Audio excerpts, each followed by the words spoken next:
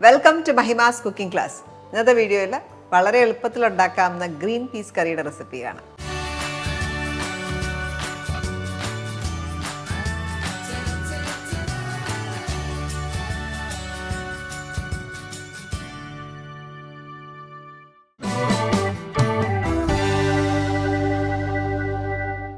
Green peas curry ഉണ്ടാക്കാനായിട്ട് ഞാൻ ഇവിടെ 1 കപ്പ് ഗ്രീൻ പീസാണ് എടുത്തേക്കുന്നത്. ഇത് ഓവർനൈറ്റ് സോക്ക് ചെയ്യുക, ഒരു 6-7 മണിക്കൂർ സോക്ക് ചെയ്യുക.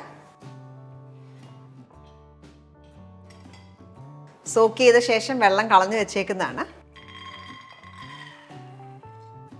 ഇതിലേക്ക് നമുക്ക് ഒരു 11 അല്ലി വെളുത്തുള്ളി, കുറച്ച് കറിവേപ്പില, പച്ചമുളക്, ഒരു മീഡിയം സൈസിലുള്ള സവോള സ്ലൈസ് ചെയ്തത്, അതേപോലെ തന്നെ ഒരു ടൊമാറ്റോ ചോപ്പ് ചെയ്തത്.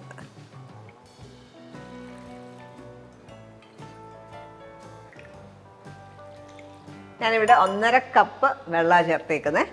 ഇനി അടുത്തതായിട്ട് ഇതിലേക്ക് കുറച്ച് ഉപ്പ് ചേർക്കാം. 1 ടീസ്പൂൺ ഉപ്പാണ് ഞാൻ ചേർക്കുന്നത് വേവിക്കാനായിട്ട്. ഒരു 1/4 ടീസ്പൂൺ മഞ്ഞൾപ്പൊടി, 1 ടീസ്പൂൺ പെരിഞ്ജീരകം പൊടിച്ചത്, ഇത്രയും ചേർത്ത് വേവിച്ചെടുക്കാം. ഇനി ഇത് അടച്ച ശേഷം 1 വിസിൽ വരെ ഹൈ ഫ്ലെയിമിൽ കുക്ക് ചെയ്യുക.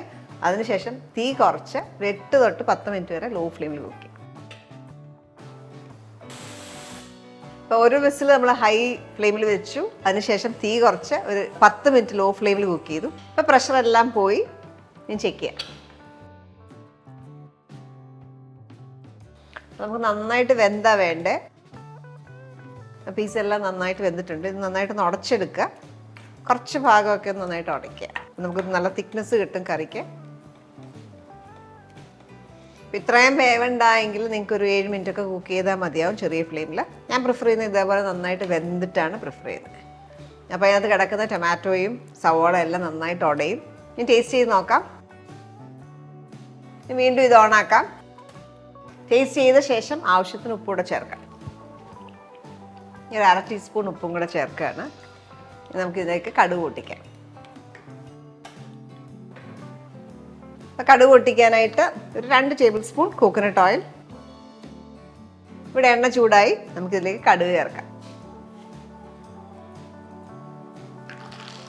1/2 ടീസ്പൂൺ കടുക്, ഒരു 3 അല്ലി ചുമന്നുള്ളി സ്ലൈസ് ചെയ്തത്, അതിലേക്ക് ഒരു 2 വറ്റൽ മുളക് കീറിയിടാം,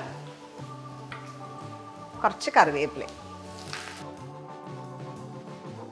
ഓഫ് ചെയ്ത ശേഷം ഗ്രീൻ പീസ് കറിയിലേക്ക് ചേർക്കാം. ഇനി ഇതൊന്ന് അടച്ചു വെക്കുക. കടുക് പൊട്ടിച്ചതിൻ്റെ ഫ്ലേവർ ആ കറിയിലേക്ക് ഒന്ന് ഇൻഫ്യൂസ്ഡ് ആവാനായിട്ട് 2-3 മിനിറ്റ് ഒന്ന് അടച്ചു വെക്കുക.